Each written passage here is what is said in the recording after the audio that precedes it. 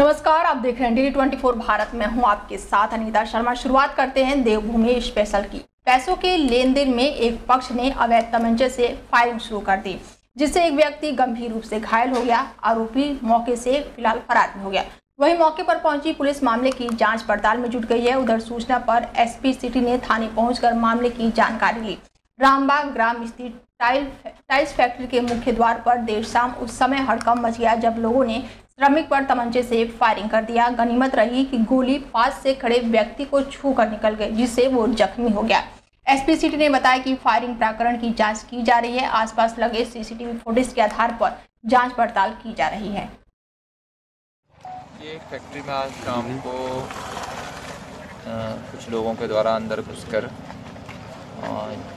विवाद बताया जा रहा है। इनका कुछ लेन देन का भी था जो यहाँ के ठेकेदार से, तो जैसे बता रहे हैं कि लेन देन का कुछ था और उसके में इनका थोड़ा सा बहस हो गई और फिर जो दूसरे पक्ष से एक व्यक्ति ने उन पर फायर किया। तो उसमें तहरीर अभी दी नहीं है, अभी ये लिख रहे हैं, बोल रहे हैं हम देंगे और उसके अनुसार और CCTV जो भी मिलेंगे उसके अनुसार से कार्रवाई। सर फायरिंग लेन देन का बता रहे हैं।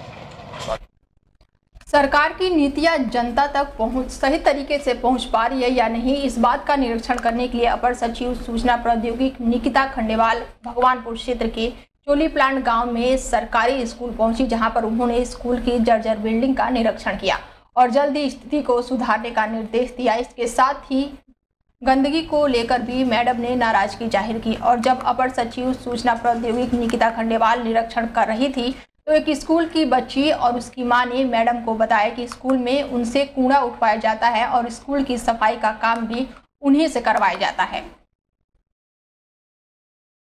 जैसा कि अभी सभी को विदित है कि एक शासन से ऑर्डर निकला था कि समस्त जितने भी अपर सचिव हैं हम लोग शासन में, तो जैसे मैं अभी अपर सचिव सूचना प्रौद्योगिकी हूँ, उनके लिए सबका एक नियोजन विभाग से ऑर्डर निकला था मुख्यमंत्री जी के आदेश पे कि सब लोग जाएंगे, अलग अलग ब्लॉक आवंटित करे गए हैं, ब्लॉक के कुछ निरीक्षण करेंगे, सरकार की जो योजनाएं हैं जो धरातल पे उतरी हुई हैं उनका समीक्षा करेंगे और ये भी जानेंगे जनता से कि योजनाओं के क्रियान्वयन में क्या समस्याएं उनको आ रही हैं।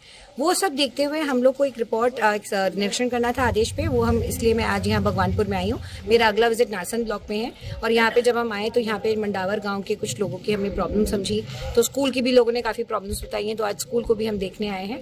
बाकी लोगों ने विभिन्न प्रॉब्लम जैसे कि पानी की टंकी का प्रॉब्लम है, साफ सफाई का प्रॉब्लम है, इसके बारे में बताया। तो ये एक अच्छा मुझे लगता है कि ग्राउंड से एक फीडबैक मैकेनिज्म किया है माननीय मुख्यमंत्री जी के आदेश पे, जिसपे शासन में फिर एक उसी प्रकार से क्या नीति हम निर्णय आगे भविष्य में ले सकते हैं, बेहतर योजना का क्रियान्वयन कर सकते हैं, उस हिसाब से हम आगे बढ़ेंगे।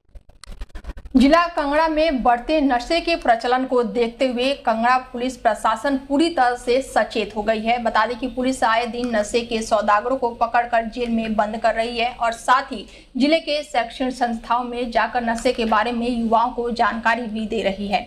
लेकिन सबसे बड़ी चिंता जिले के सरकारी शैक्षणिक संस्थाओं के 100 मीटर दायरे में बेचे जाने वाले प्रतिबंधित तंबाकू पदार्थ है।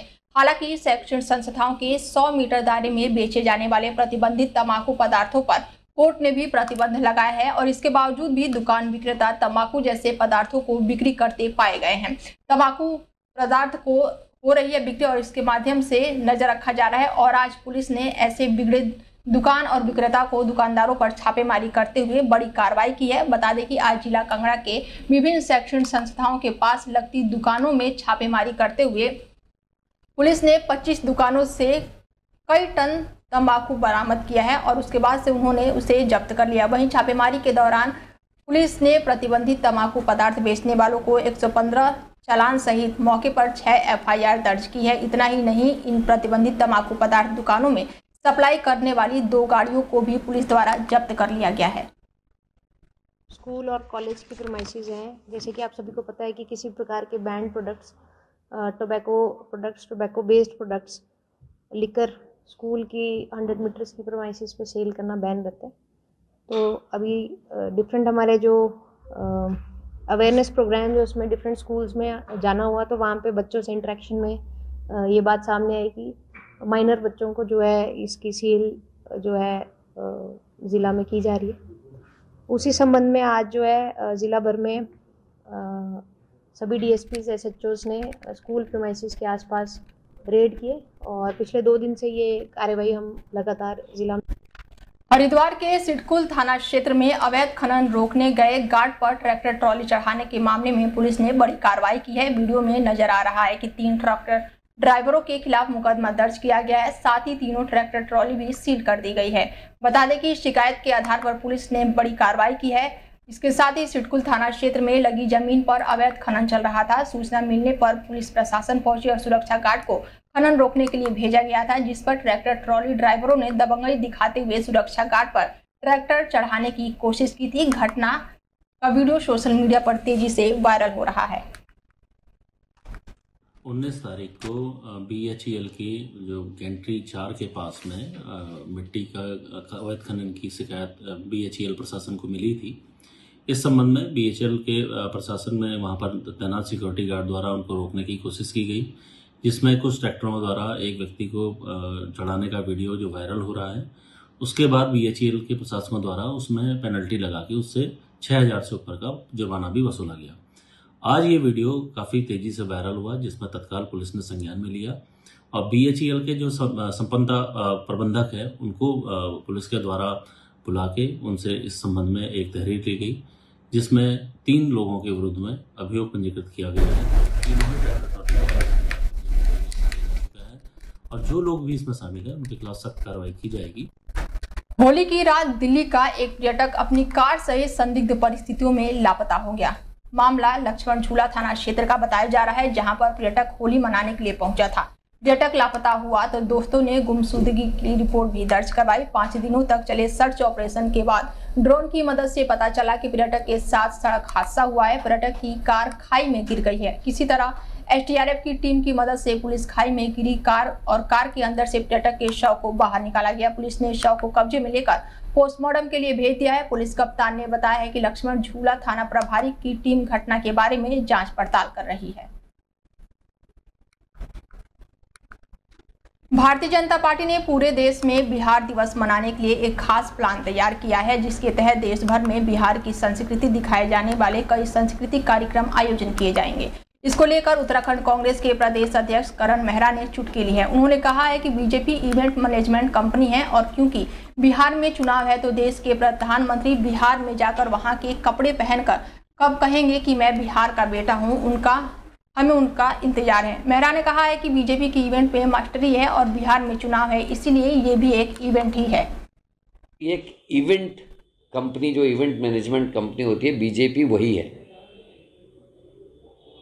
क्योंकि अब बिहार में चुनाव है तो देश के प्रधानमंत्री अब किस दिन वहाँ जाके बिहार के कपड़े पहन के कहेंगे कि तो मैं बिहार का बेटा हूँ, बिहार की धरती मुझे बुला रही है। ये पता नहीं किस दिन होगा, उसका इंतज़ार हम कर रहे हैं।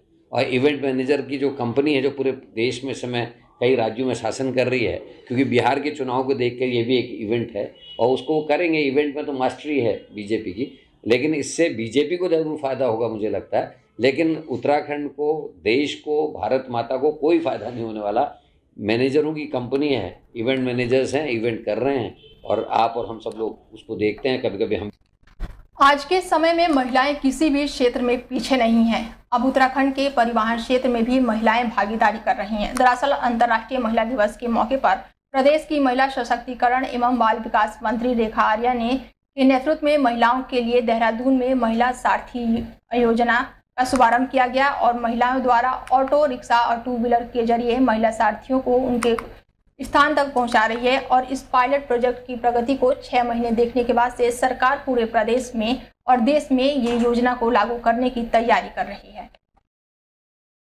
देखिए, जिस दिन 8 मार्च को अंतर्राष्ट्रीय महिला दिवस था, उसी दिन हम लोगों ने महिलाओं को एक योजना समर्पित करी, जिसकी एक पायलट प्रोजेक्ट के रूप में अपने देहरादून नगर निगम क्षेत्र की परिधि में ही इस योजना का अभी शुभारंभ किया गया है, जिसका नाम महिला सारथी योजना है। और महिला सारथी योजना में हमारी महिलाएं चाहे वह स्कूटी के माध्यम से हो, चाहे ऑटो के माध्यम से हो, चाहे वो 4 पहिए कार के माध्यम से हो, वो लगातार हमारी जो बालिकाएं होंगी, हमारी कॉलेज की लड़कियां होंगी अथवा हमारी महिलाएं होंगी, उनके निश्चित गंतव्य पर वो पहुंचाने का काम कर रही हैं।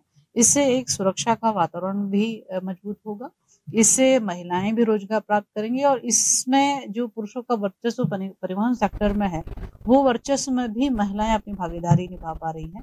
तो निश्चित रूप से अभी फिलहाल देवभूमि स्पेशल में इतना ही। खबरें लगातार जारी है, देखते रहिए डेली 24 भारत। नमस्कार।